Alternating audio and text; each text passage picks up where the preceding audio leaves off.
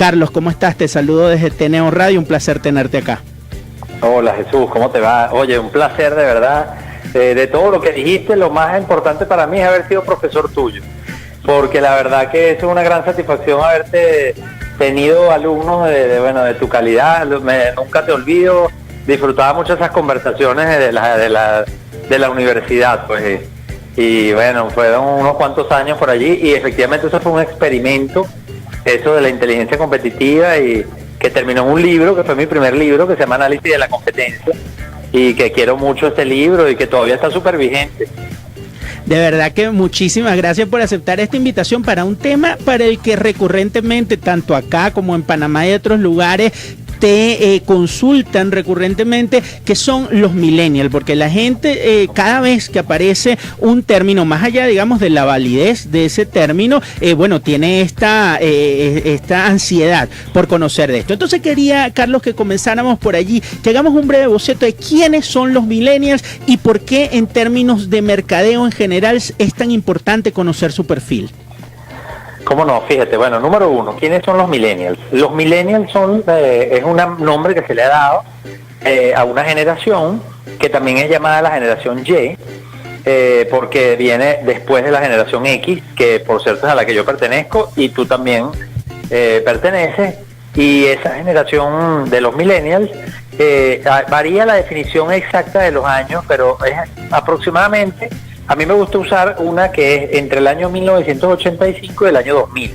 Entonces las personas que nacieron en ese rango son los llamados millennials, generación Y, por lo que decía, después de la X, eco-boomers, le llaman también porque muchos de ellos son hijos de los baby boomers, que es la generación antes de la X, que es una generación muy famosa porque fue proveniente del boom demográfico de la posguerra. Y bueno, tiene generación Mi, también se les ha llamado por todo este tema de la selfie y de las características psicográficas de esta generación de ser el centro, etcétera. Entonces esa generación, ¿por qué es importante? Primero, bueno, ya entonces la denominamos. ¿Por qué es importante? La primera razón es porque son muchos. O sea, siempre, fíjate que la importancia que tuvieron los baby boomers fue porque era mucha gente, que fue un boom demográfico.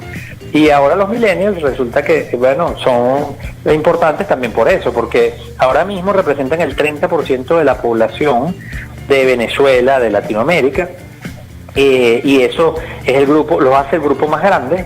De hecho, los generación X somos el 27% de la población. Entonces son importantes por eso, porque son muchos.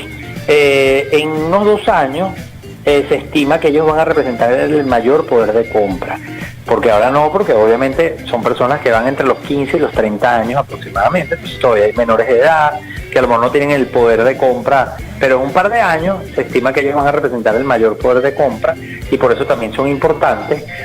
Pero esas son 2 razones, pero la otra es que además ellos están poniendo en jaque muchos conocimientos o formas de hacer mercadeo. Entonces, obviamente significa un reto, pero fíjate qué interesante que ellos, el tema de millennials, si bien yo lo empecé a estudiar porque soy un profesional interesado en el tema de marketing, resulta que ese tema es importante no solamente por un tema de negocios y de marketing, sino que está impactando, por ejemplo, otros temas como la organización. Muchas empresas se están dando ahorita muchos golpes porque no hayan cómo entender, cómo motivar, cómo retener, cómo remunerar a una generación que se mueve de forma diferente a las generaciones anteriores. Entonces eso también implica un reto que ya no es tanto un reto o que los hace importantes, no solamente desde el punto de vista de mercado, sino también de la organización e incluso de la vida, porque le está pasando también a los padres. Yo he dado la conferencia Conéctate con los millennials y una de las cosas que más me abordan son los padres de estos millennials que bueno, plantean que esto ha sido un reto, pues entenderse con sus propios hijos, y yo hablo en primera persona porque también lo he vivido con una hija que entra dentro de esta clasificación, y bueno, entonces es un tema que trasciende el mercadeo. Es como yo decía en estos días, los millennials nos están llevando o nos están colocando en una situación en donde debemos entender que ellos están viendo el mundo de una manera distinta como la vimos nosotros, y eso tiene unas implicaciones que son muy importantes. Y esas implicaciones quería que las contextualizáramos, como bien sabes, en la materia de este programa, que tiene que ver con la gastronomía. Y fíjate, hay algo que me interesa mucho de lo que comentaste, porque así como uno puede decir las formas de hacer mercadeo, también yo creo que es correcto, igual pues te tenemos a ti para corroborarlo o aclararlo, que también tiene que cambiar, por ejemplo, la propuesta de lo que es el restaurante. O sea, por ejemplo, a un millennial veo difícil que lo motive la idea de fine dining, de vamos a tener un mantel largo y una vajilla ahí. Eso no es lo que buscan los millennials en un restaurante, ¿verdad, Carlos? Claro. Fíjate, mi especialidad no es la gastronomía, pero me atrevería a decirte, número uno, siendo los millennials una generación en donde sus intereses son muy amplios, es muy probable que sean unos consumidores que estén muy abiertos a, por ejemplo, a la fusión, a la diversidad. Eso creo que podría ser algo interesante. Otra cosa es que son unos consumidores muy socialmente responsables, muy delicados con este tema. Entonces vas a ver que allí en esta generación hay una proporción importante también de personas muy cuidadosas de su salud, que tienden a consumir productos naturales. Entonces también van a ser consumidores que van a valorar este tipo de oferta, el tema de respeto al ambiente.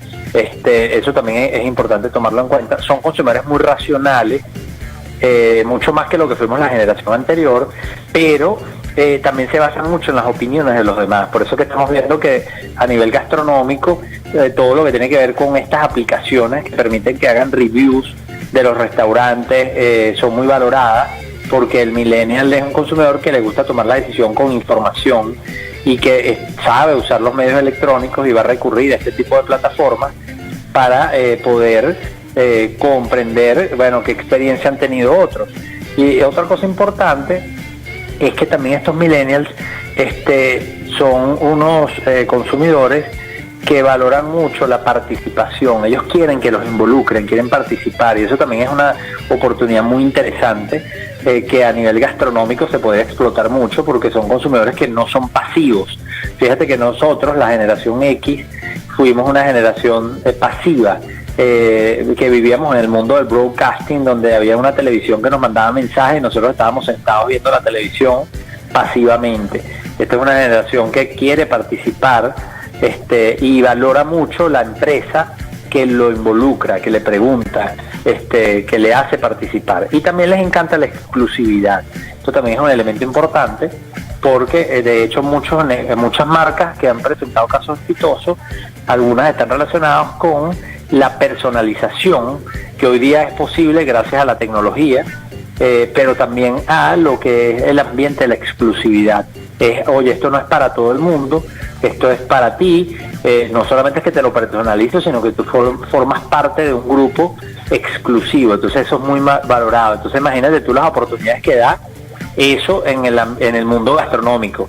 Entonces esos serían como los grandes hallazgos de todos los estudios de mercado que hacemos, y que yo te los he comentado aquí rápidamente, y que en todos veo una relación íntimamente directa con el negocio gastronómico, en donde hay miles de oportunidades para desarrollar esto y de conectarse realmente con ese comensal millennial, pues. Y fíjate que no es casual ahora que lo dice, la forma como ha habido un boom, que si bien a la gente siempre lo explica o comienza a explicarlo por el tema de la inseguridad, de las propuestas estas de restaurantes clandestinos. Es claro que esa idea de exclusividad ahí está exacerbada, ¿no? Una cosa que solamente vía correo electrónico se te indica dónde es un menú que ya viene diseñado para eso, no hay que hacer elecciones dentro de una carta y está allí. Pero fíjate que es curioso, Carlos, leo aquí en una infografía de millennialmarketing.com que 55% de los millennials no tienen problema, por ejemplo, en comer en una mesa comunal,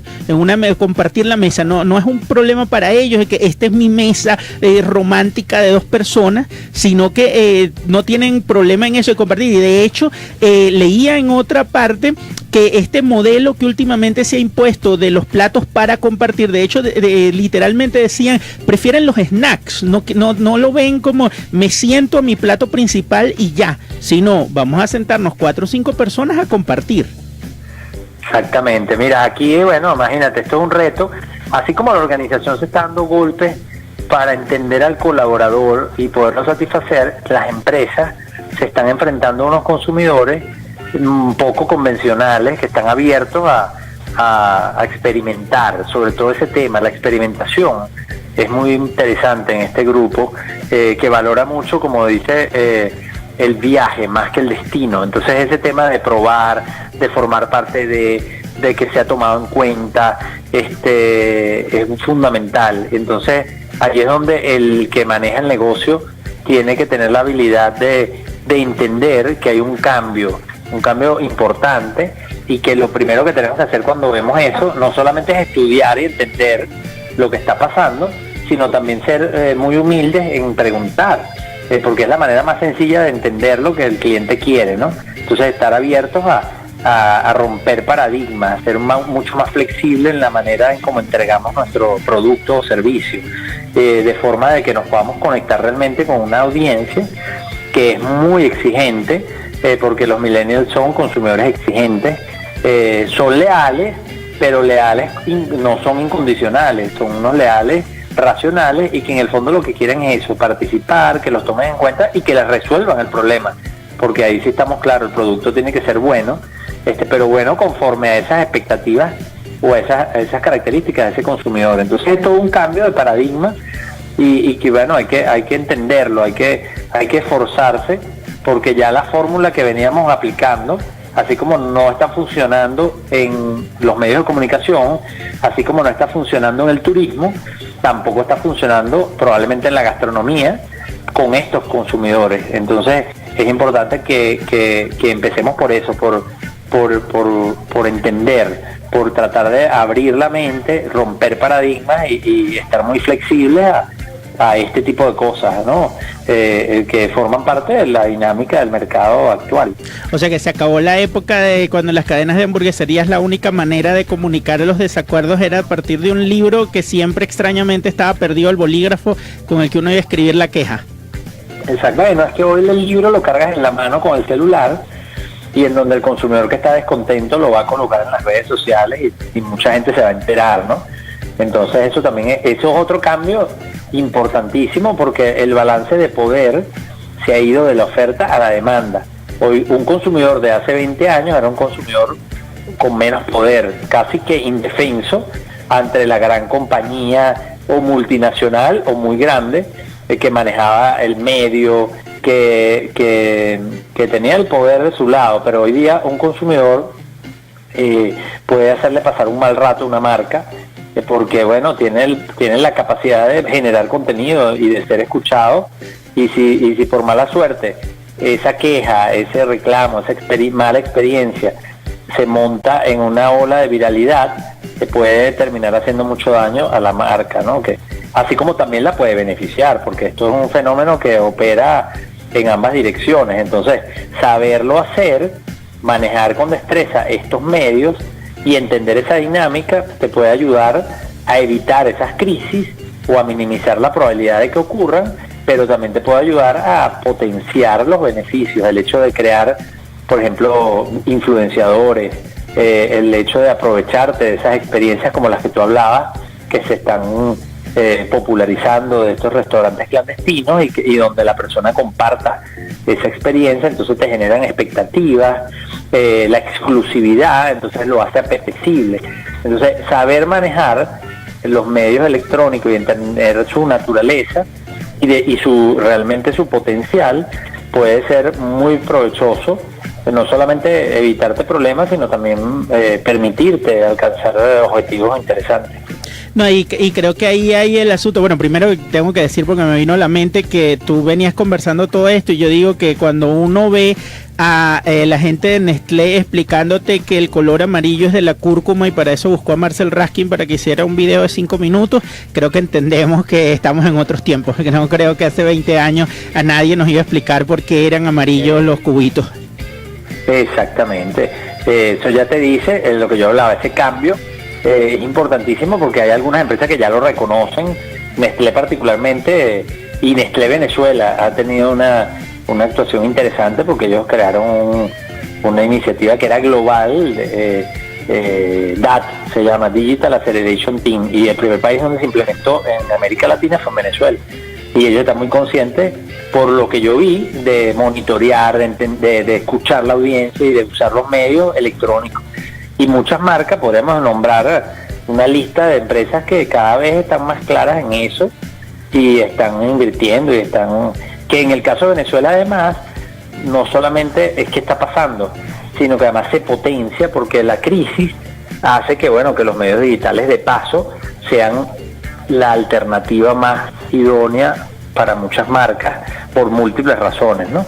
Entonces también eso hace que, así como la crisis es negativa para muchas cosas, esa negatividad, que en general la crisis ha sido muy negativa, pero también genera que haya una presión por usar el medio digital, y eso genera una oportunidad para transitar esa curva de aprendizaje, pues para las compañías, y en la medida que estas empresas demandan eso, o entienden eso y demandan servicios, entonces también la oferta de proveedores y etcétera se desarrolla, ¿no?